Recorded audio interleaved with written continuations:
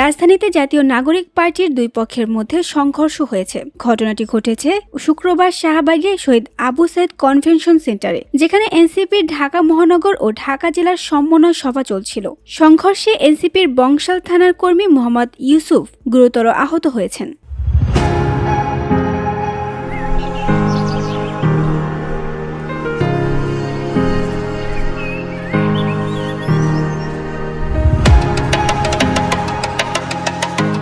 এনসিপির যুগ্ম সদস্য সচিব সালেউদ্দিন সিফাত জানিয়েছেন, দুটি থানার কয়েকজনের মধ্যে হাতাহাতির ঘটনা ঘটেছে। অনেকে বিষয়টি থামাতে গিয়েছিলেন, পরে বিষয়টি সমাধান করা হয়েছে। নেতাকর্মীদের একাংশ দাবি করেছেন সংঘর্ষের পেছনে থাকতে পারে টাকা পয়সা নিয়ে দ্বন্দ্ব, তবে সালেউদ্দিন সিফাত এ বিষয়ে নিশ্চিত নন।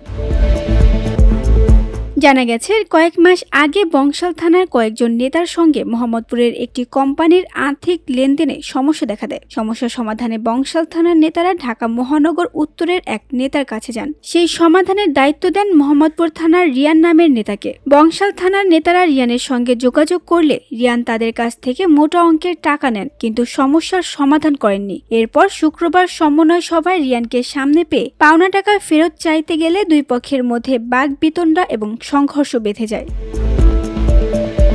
VOD Bangla news desk.